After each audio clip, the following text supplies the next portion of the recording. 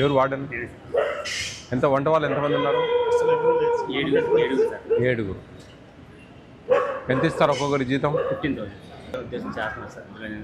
15,000 నీకు అబ్కాస్లో పెట్టినా 15,000 వచ్చేది. కానీ గవర్నమెంట్ బిల్డింగ్స్ అండి? గవర్నమెంట్.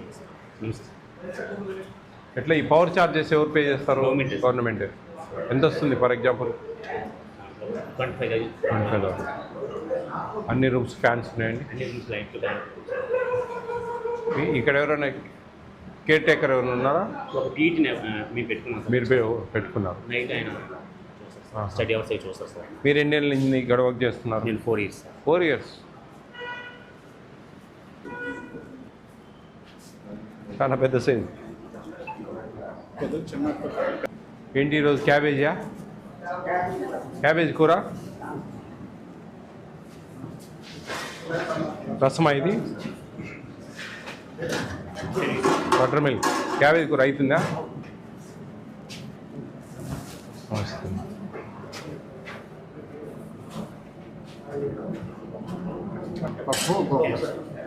పప్పు కూడా ఉందా?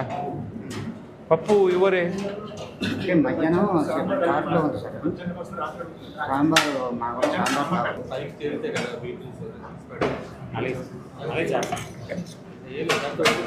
ఎట్లండి మీకు? ఎట్లా ఎంత చికెన్ ఎంత ఇస్తున్నారు? చికెన్ యాక్చువల్గా 160 ఇస్తున్నాను సార్. 160. మీరు ఎంత ఇస్తున్నారు? 160 ఇస్తున్నాను సార్. 160 ఇస్తున్నారా? నెంబర్ పెద్దగా ఉంది కాబట్టి కొంచెం మేనేజ్ చేయొచ్చు. మీరు ఈ శాలరీస్ అన్నీ దీంట్లో మేనేజ్ చేయాలి కదా? కదా ఎక్కువ ఈ మెయింటైన్ చేయడానికి ఎక్కువ అవుతుంది సార్. బ్లీచింగ్కి లైట్లు ఫ్యాన్లు పోయినప్పుడు లైట్లు ఫ్యాన్లు వేసేస్తుంది సార్. అది ఎసెన్షియల్ కాబట్టి దానికి ఎక్కువ ఖర్చు అవుతుంది సార్. ఈ పిల్లలు ఎక్కువ ఫ్యాన్లు లైట్లు ఆపరు సార్. కంటిన్యూగా ఫ్యాన్లు కూడా డే టైం అలా తిరుగుతూ ఉంటాయి సార్. డిఫరెంట్ కాలేజ్ కదండి, అందరూ ఒకేసారి కాలేజ్. అంటే ఒకరెవరైనా కాలేజ్కి వెళ్ళిపోయినాక ఆఫ్ చేసుకోరు అన్ని? ఇక్కడ ఒక కాలేజ్ కాదు సార్, ఇంచుమించు 10 కాలేజ్ పిల్లలు ఉన్నారు సార్. మార్నింగ్ వెళ్తే మార్నింగ్ 6కి వెళ్ళిపోయినారు కొంతమంది, 12 o'clock కొంతమంది వెళ్తారు సార్. మార్నింగ్ వెళ్ళి మధ్యాహ్నం వచ్చేస్తారు సార్. లంచ్కి వస్తారు? లంచ్కి వచ్చేస్తారు సార్. అందరు దగ్గరేనా college? Main Krishna college, AVN college sir. ఎక్కువ మంది పిల్లలు. ఎంత దూరం ఇక్కడ నుంచి? కృష్ణా కాలేజ్ 3 kilometers ఉంటుంది. ఎట్లా వెళ్తారు పిల్లలు? బస్సెస్. ఎగ్స్ వారానికి ఎన్ని ఇస్తున్నారు? 5 సార్. 5. ఇది కర్డ్ ఇది?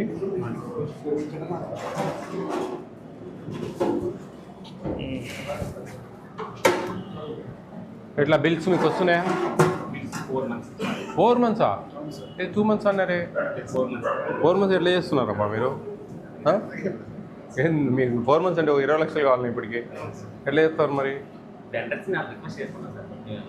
ఇట్లాంటి పెద్ద హాస్టల్స్కి ఉన్న టెండర్స్ ఇవ్వడం బెటర్ ఏమోనే.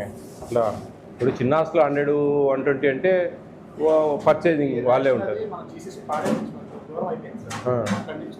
వద్దులే, అవి పాడేరు చాలా రేట్ ఎక్కువ పడతాయి. పురిగేం పట్టట్లేదు కదండి? బ్రహ్మాండంగా ఉన్నాయి రైస్. అసలు మన ఇంట్లో ఉన్నట్టే ఉన్నాయి. చాలా బాగున్నాయి. అంటే 1 month ఈడా ఉంటుంది స్టాక్. మంత్లీ మీకు ఎమ్మెల్యేస్ పాయింట్ నుంచి రైస్ వస్తున్నాయి. వాళ్ళు అమాలిస్కి ఏమైనా డబ్బులు ఇస్తారా? టీడబ్ల్యూ వాళ్ళు అవి కూడా అడగరు. ఇంకా చెప్పినాం ఈరోజు గట్టిగా. మేడం డిఎం గారికి కూడా చెప్పాం. ఎందుకంటే ఇది అసలే మనకు సాగు బతుకుల మీద నడుపుతా ఉన్నాం. మళ్ళీ ఇంకా వాళ్ళకి డబ్బులు వీళ్ళకి డబ్బులు అంటే సంభవపోతుంది. ఏమి? అవునా? పెట్టారా? Very good. 10 కప్పులు పెట్టేస్తాం సార్.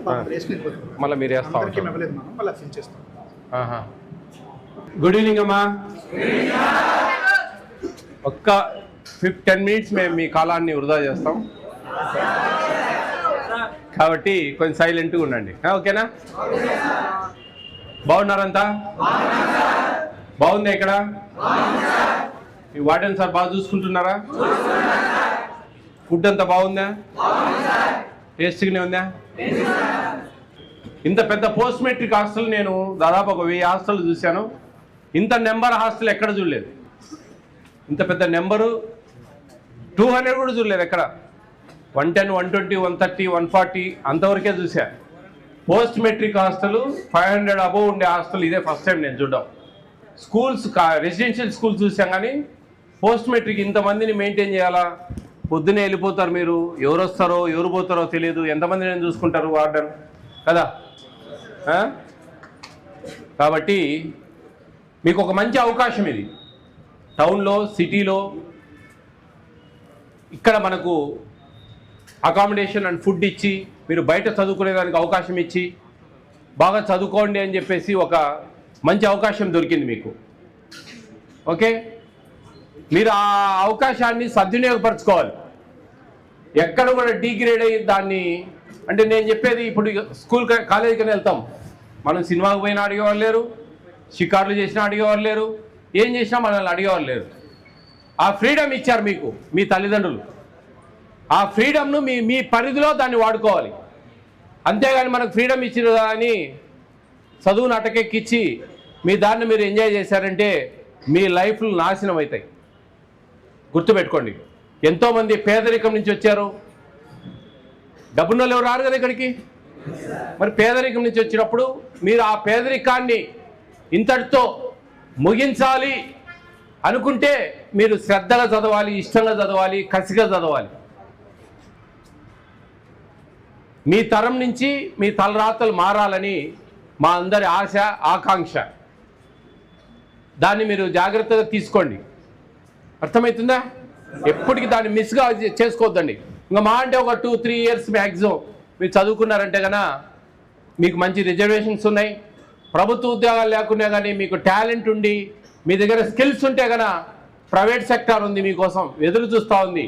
మంచి మంచి టాలెంటెడ్ పర్సన్స్ కోసం లక్షల జీతాలు ఇచ్చి మీ సేవలను తీసుకుంటుంది. వాళ్ళ కంపెనీలు అభివృద్ధి చెందేదానికి, వాళ్ళ ప్రోగ్రామ్స్ బాగా గొప్పగా ముందుకెళ్ళేదానికి ఎన్నెన్నో మంచి మంచి ఆపర్చునిటీస్ ఉన్నాయి.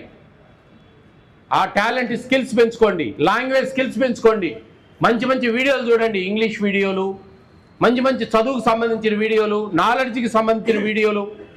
పొద్దున్న లేచిన నుంచి ఆ పనికిమాలిన రీళ్ళు, అర్థమవుతుందా, అవసరం లేని వీడియోలు, ఇవన్నీ మీ ఫ్యూచర్ పనికిరావు. దానికి టైం ఉంది. ఎప్పుడంటే మీరు సెటిల్ అయినాక హ్యాపీగా ఎంజాయ్ చేయొచ్చు. అప్పటి వరకు మీ కాలాన్ని వృధా చేసుకోవద్దండి. మీరు ఏదైనా ఒక తప్పు చేస్తున్నామంటే మీ తల్లిదండ్రులను మధ్యలో అనుకోవాలి. మీరు ఈరోజు ఒక సినిమాకి పోతున్నాం ఎగరగొట్టి క్లాసులు, అరే ఈ సినిమాకి పోతున్నాం అంటే మా తల్లిదండ్రులు మమ్మల్ని ఎంత నమ్మకంతో ఇక్కడ వదిలేశారు. వాళ్ళు ఎక్కడెక్కడో చిన్న చిన్న పనులు చేస్తూ ఉంటారు, కొండలకు పోతూ ఉంటారు, చిన్న చిన్న వ్యాపారాలు చేస్తూ ఉంటారు, చిన్న చిన్న ఉద్యోగాలు, ప్రైవేట్ ఉద్యోగాలు చేస్తూ ఉంటారు. వాళ్ళని మీరు బాగా చూసుకోవాలంటే ఈ క్షణాలను మీరు వాడుకోవాలి. ఈ క్షణం మరు క్షణం రాదు. ఇప్పుడు నేను మాట్లాడిన మాట వెనక్కి రాదు. ఆ కాలం వృధా అనేది మన భవిష్యత్తును అంధకారం చేస్తుంది సద్వినియోగపరచుకోకపోతే. అర్థమవుతుందా? మీ చేతిలో చదువు అనే ఒక పుస్తకాన్ని, ఒక శక్తిని మనం ఇస్తున్నాం. ఆ శక్తిని మీరు ఉపయోగించుకుంటేనే భవిష్యత్తు ఉంటుంది. మీ జీవితాలకు బంగారు బాటలు వేసుకోవచ్చు. ఎక్కడ పొరపాటు చేసినా, ఏం చేసినా కానీ చాలా కష్టాలు ఎదుర్కోవాలి. మీ పేరెంట్స్ లాగానే మీరు పనులు చేసుకోవాలి.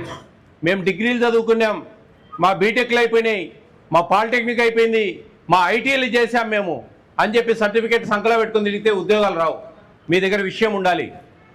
విషయం అంటే జ్ఞానం, జ్ఞానం అంటే చదువు. పాస్ అయ్యేదేం పెద్ద పని కాదు.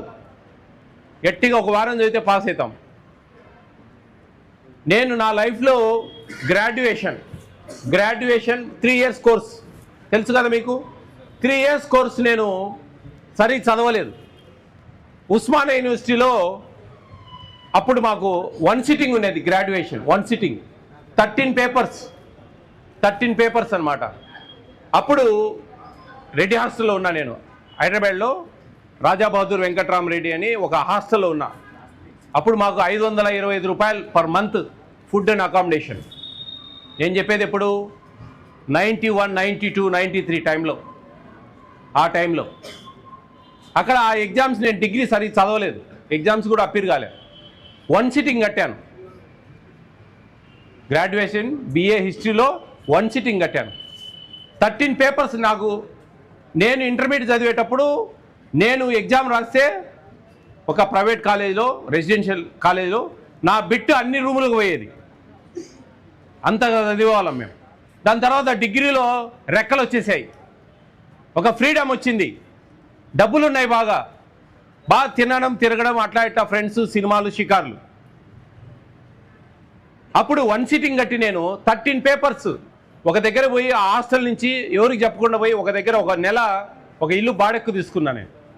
హైదరాబాద్లో కొత్తపేట అని సరూర్ నగర్లో ఆ రోజు 500 రూపాయలు డబుల్ బెడ్రూమ్ ఫ్లాట్. 500 రూపాయలు తీసుకొని నెల రోజులు నేను డే అండ్ నైట్ చదివా. డే అండ్ నైట్ చదివి 13 పేపర్స్ అట్ ఎ టైం అయిపోయి చేశాను. అంత అంటే ఉంది, తెలివి ఉంది మన కాడ. కానీ ఈ ఫ్రెండ్స్ అట్లా ఇట్లా తిరగడము, దాంతో నెగ్లెక్ట్ చేసేవాళ్ళం. తర్వాత పీజీ చేసాం, తర్వాత బీఈడీ చేసాం, అట్లా ముందుకెళ్ళిపోయాం. అది మీరు బాగా అర్థం చేసుకోవాలి. అట్లుంటుంది. ఏంటంటే నేనంటే తిరగదిప్పుకున్నాను నేను లైఫ్. అట్లా తిరగదిప్పుకోకుండా నేను వెనకబడి పెట్టి ఈరోజు నేను మీ ముందుండేవాడిని కాదు. అది బాగా శ్రద్ధగా ఆలకించండి. మీ పేరెంట్స్ ప్రేమించండి, వాళ్ళ కష్టాన్ని గుర్తించండి. మీరు అప్పుడే మీరు ముందుకెళ్ళగలరు. మీకు అందరికీ తెలుసు మీ పేరెంట్స్ ఏ విధంగా కష్టపడతా ఉన్నారని. వాళ్ళు ఒక 100 రూపాయలు మీకు ఖర్చుకి ఇచ్చారంటే వాళ్ళ కష్టం ఆ 100 రూపాయలు. ఆ 100 రూపాయలు మనము ఎట్లంటే అట్లా దుర్వినియోగం చేసుకోకుండా అవసరానికి వాడుకుంటేనే మీకు ఇక్కడ 3 పూట్ల మంచి భోజనం ఇస్తూ ఉన్నారు. ఎవ్రీడే దాదాపు వీక్లీ 5 eggs వస్తూ ఉన్నాయి. 2 times చికెన్ ఇస్తూ ఉన్నారు. వస్తున్నాయి ఇవన్నీ. మన ఇంట్లో కూడా తినాం. మన ఇంట్లో కూడా తినాం. ఇక్కడ ప్రాబ్లం ఏమొచ్చిందంటే పోస్ట్ మెట్రిక్ ఎస్సీ ఎస్టీ హాస్టల్స్కు వంట వాళ్ళకు జీతాలు లేవు.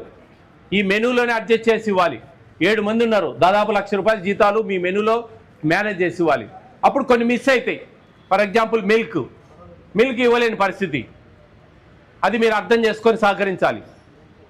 చూస్తాం అవకాశం ఉంటే రేపు ఏదైనా మనకు వంట వాళ్ళకు డబ్బులు అవుట్సోర్సింగ్లో ఆప్కాస్ అని దాంట్లో పెట్టి వాళ్ళకి ఇస్తే కానీ అప్పుడు మిల్క్ కూడా ఇవ్వచ్చు. ఇస్తారు ఖచ్చితంగా. మేము ప్రయత్నం చేస్తూ ఉన్నాం. ఎస్సీ ఎస్టీ పోస్ట్ మెట్రిక్ హాస్టల్స్కు వంట వాళ్ళకి జీతాలు ప్రభుత్వం ఇవ్వాలా. బీసీ పోస్ట్ మెట్రిక్ ఇస్తున్నారు. మళ్ళా మీ టైం అది ఏందో అది ఇంకా పడలేదు వాళ్ళకు. మేము గట్టిగా మాట్లాడుతూ ఉన్నాం ఆ విషయాల మీద. ఖచ్చితంగా ఈసారి మీ గురించి అయినా సరే నేను ఎన్నో హాస్టల్ చూస్తూ ఉన్నా, post matric SC ST hostels. దాంట్లో వార్డెన్లు పడే ఇబ్బందులు తెలుస్తూ ఉన్నాయి. 4 months అయింది బిల్స్ రాక. 4 months అంటే దాదాపు 20 లక్షల పైన దాటి ఉంటుంది అప్పు. ఆడ బిల్స్ రావాలా? ఎందుకంటే ప్రభుత్వము నిజంగా చెప్తా ఉన్నా ఎక్కడెక్కడో మేము అభివృద్ధి చేస్తూ ఉన్నాం, కోట్లు 100 కోట్లు అప్పులు తెస్తూ ఉన్నారు. కానీ పేద పిల్లలకు సాయం చేసే విషయంలో వెనకడుగు వేస్తూ ఉన్నారు. వాళ్ళకు మంచి జ్ఞానాన్ని ఇవ్వాలని, మన బిల్స్ ఎప్పుడెప్పుడు రావాలని మనం దేవుణ్ణి ప్రార్థించడమే. ఏం లేదు. ఎవరికి అధికారులకు చెప్పినా కానీ ఇస్తామండి అయితేయండి అంటానే ఉంటారు. నిర్లక్ష్యం. దీనికి బడ్జెట్ అంటూ సపరేట్ కేటాయించి టకటకా ఇస్తే మీరు హ్యాపీగా చదువుకోవచ్చు. వార్డెన్లు హ్యాపీగా రన్ చేస్తారు. ఎక్కడ వాళ్ళ జీతం ₹1,00,000 రూపాయలు ఉంటుంది. మీకు ఇప్పటికే 20 లక్షల పైన అయితే ఎక్కడి నుంచి అవుతుంది? ఆ వెండర్స్ రిక్వెస్ట్ చేసుకొని వాళ్ళ వడ్డీలు వేస్తారు. మళ్ళీ ఆ వడ్డీలు మళ్ళీ మీ మీదనే పడతాయి. అవి కూడా ఎన్నో కష్టాలు ఉన్నాయి దీంట్లో.